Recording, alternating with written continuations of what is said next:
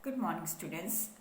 Today's topic is the continuation of chapter number 7, Lifelines of National Economy from Geography. And today I will discuss with you two topics. Number one is railways and its advantages and disadvantages. And after that, second one is pipelines, which are the new arrival on the transportation of India. Okay, so first of all, I will go through the railways. So, students, you know very well that in India or in any part of the world, railways are the main and principal mode of transportation for the transportation of goods and services and passengers from one area to another area.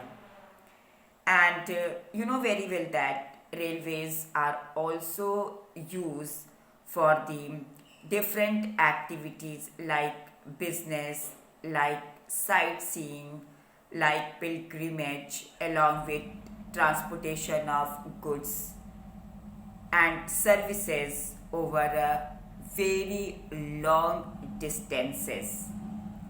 And this mode of transportation or railways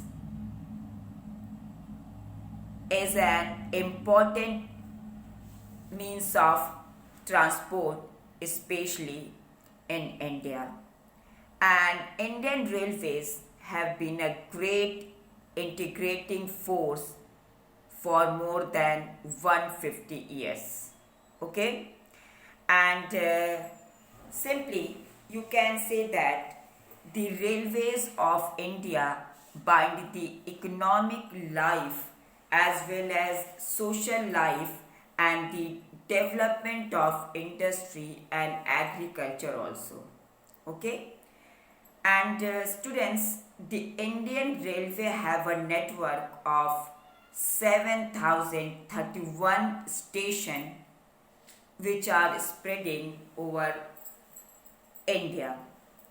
And the route length of this railways is 63,221 kilometer, and this Indian railways have 7,817 locomotives and 5,321 passenger service vehicles. Okay, and also 4,904 other coach vehicles and 228. After that, 170 wagons as on 31st March 2004 data.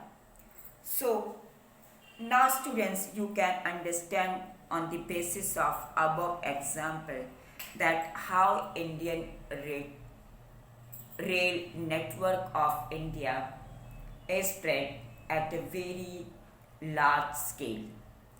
And students, you know very well that the construction of railways or the distribution pattern of railways network in all over the country, especially in India, influenced by the physiographic features and also on the basis of economic and administrative factors. It means railway tracks or the construction of railways are only possible on those areas which are the accessible and plain, and where the density of population is very high, and the region of India is also rich in agricultural activity. So students, for the growth of many important part of country, railways connected north to south and from east to west anyhow. Okay, and students, you know very well that the construction of railway track or railway lines is very problematic above the rivers because whenever a railway line make for the passing of railways, then we have to construct first of all a bridge over the rivers, and in hilly areas and in mountainous region and even in plateau regions of India, the construction of railways is very difficult. Okay, and even in the desertic regions of India, like in Thar desert, the construction of railway is also impossible. Okay,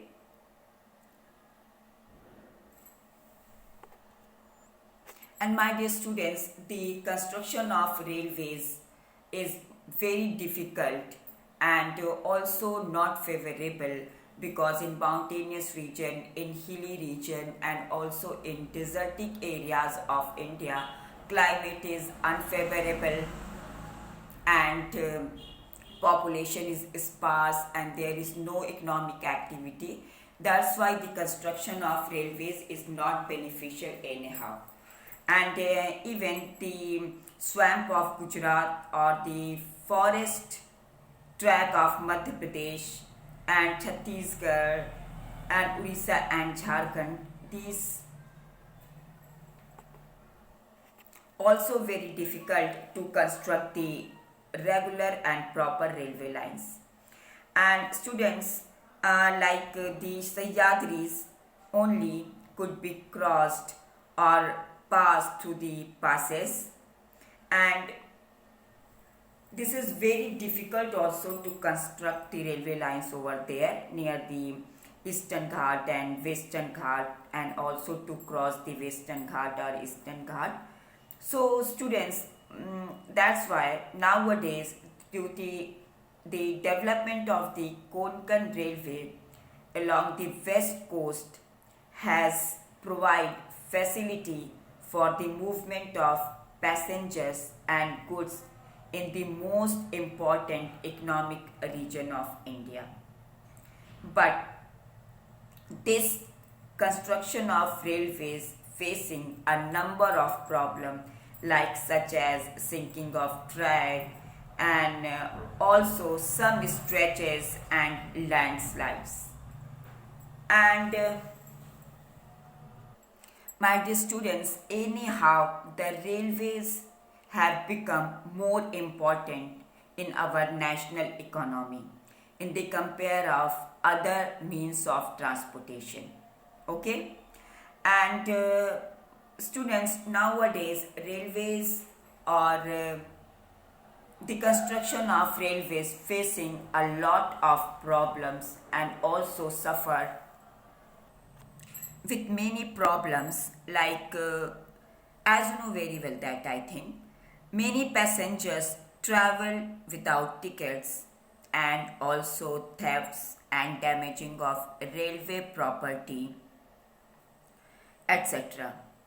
Sometimes people stop the trains, pull the chain unnecessarily, and this cause heavy damage to the railway. So students, this is very problematic and this is a very important point in front of us, that how we can help our railway in running as per as the proper and regular scheduled time, and how we can reduce all the problems whatever suffered by the railways of India. Okay, and after that, next is pipelines.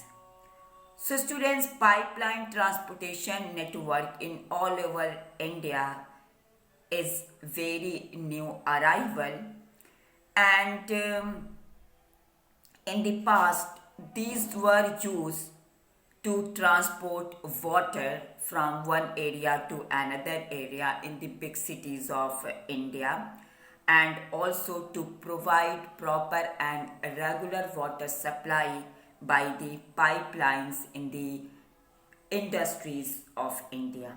Okay, but students, nowadays these are used for the transporting crude oil, petroleum products, and also natural gas from oil and natural gas field to refineries.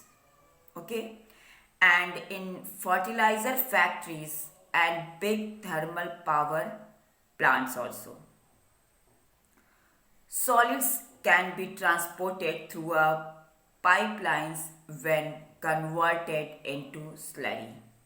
Understood?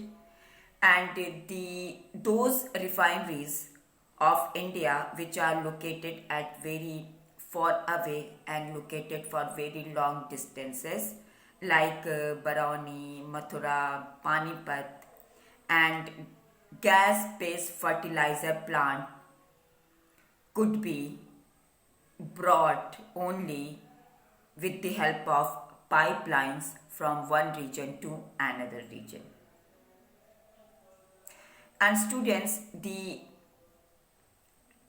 initial cost of laying pipelines inside the layer of the earth or inside the earth is very high, but due to the running costs are minimal due to the continuous and regular supply of these above products from one region to another region.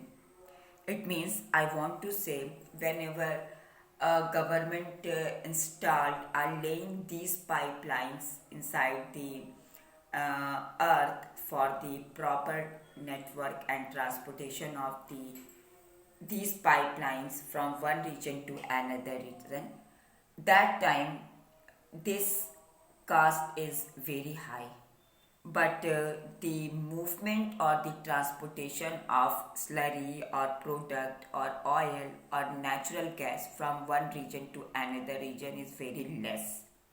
Okay, and my dear students, pipelines are very beneficial nowadays because it prevent the delays of transshipment losses. Okay, and near about three important networks of pipelines transportation in the country, in which number one is from oil field in Upper Assam to Kanpur, Uttar Pradesh via Guwahati, Barauni and Allahabad, and it has branches from Barauni to Haldia via Rajband and Rajband to Mayurgram and Guwahati to Siliguri. These are the network of pipelines which are started from the Upper Assam to Kanpur and so on.